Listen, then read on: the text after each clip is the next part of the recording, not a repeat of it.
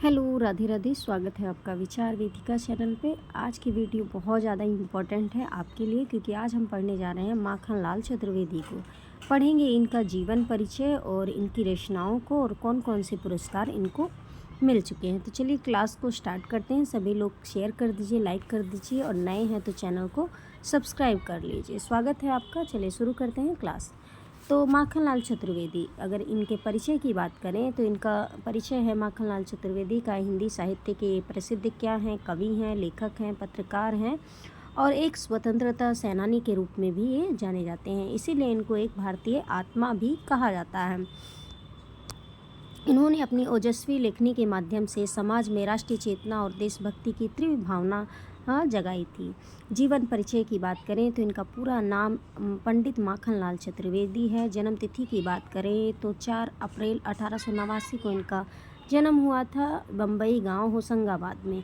स्थान मध्य प्रदेश। पिता का नाम नंदलाल चतुर्वेदी था, याद रखना है आपको।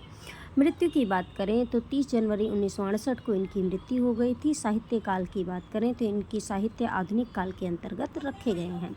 इनके उपनाम और पहचान की बात हम कर चुके हैं। एक भारतीय आत्मा के नाम से इनकी पहचान जानी जाती है। शिक्षा एवं प्रारंभिक जीवन की बात करें तो प्राथमिक शिक्षा प्राप्ति के बाद वह घर पर ही स्वाध्याय के द्वारा इन्होंने संस्कृत, बांग्ला और गुजराती और अंग्रेजी भाषाओं का गहन अध्ययन किया था। अपने करियर की शुरुआत में इन्होंने कुछ समय तक सम्मानपूर्वक अध्यापन कार्य भी किया था। इस तात्पर्य ये है कि एक शिक्षक के रूप में अपना स्थान बना चुके थे। बाद में राष्ट्र सेवा हेतु पूरी तरह से पत्रकारिता और सक्रिय साहित्य लेखन से जुड़ गए थे। स्वतंत्रता आंदोलन में योगदान की बात करें तो महान राष्ट्रभक्त गणेश शंकर विद्यार्थी की प्रेरणा से वे राष्ट्रीय आंदोलन में के सक्रिय में संपर्क में आ गए। उन्होंने गांधीवादी आंदोलनों में भाग लेकर जेल यात्राएं भी की हैं।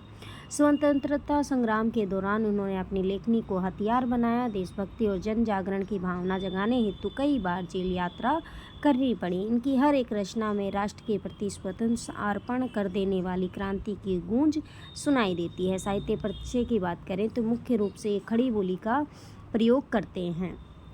याद रखना है, ये ज़्यादातर खड़ी बोली का प्रयोग करते हैं। भाषा सरल है, सुगम है, साथ ही अत्यधिक प्रभाववादक इनकी है। तत्सम शब्दों का प्रयोग इन्होंने सुंदर किया है। ओजस्वीपूर्ण शैली है इनका। जोश और आंतरिक ऊर्जा से भरपूर देशभक्ति पर रचनाएं पाठकों के रोंगटे खड़े कर देने वाली इनकी रचना शैली है। आगे बात करते हैं रचनात्मक क्षेत्र की बात करें तो इन्होंने कई विधाओं में भाग लिया है, जैसे कि काव्य लिखे हैं, निबंध लिखे हैं, नाटक, कहानी, संस्मरण और भाषण, सभी प्रकार की इन्होंने काव्य लिखे हैं। आगे बात करते हैं इनकी प्रमुख काव्य रचनाओं की।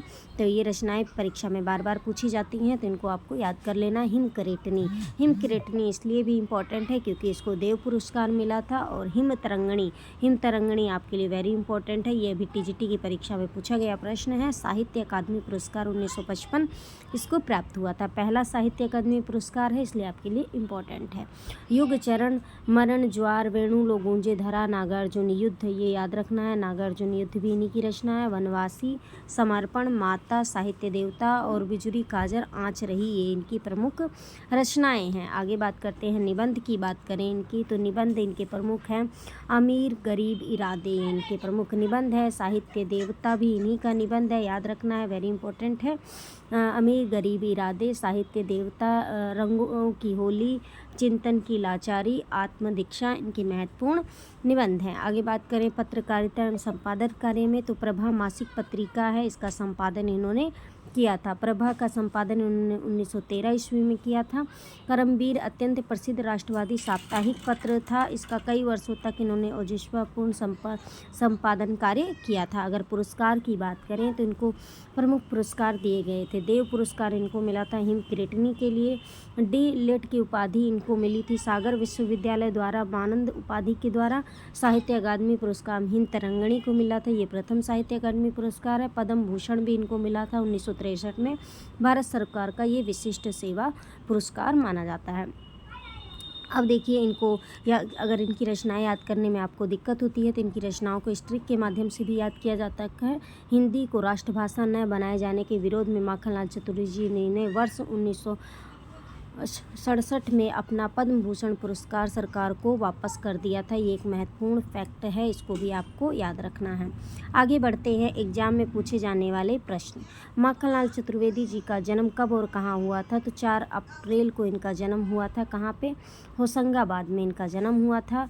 चतुर्वेदी जी की सबसे प्रसिद्ध कविता कौन है? पुष्प की अभिलाषा, ये इनकी प्रमुख रचना है। ये NCERT में भी शामिल है। इन्हें साहित्य अकादमी पुरस्कार हिम तरंगिणी के नियमित था।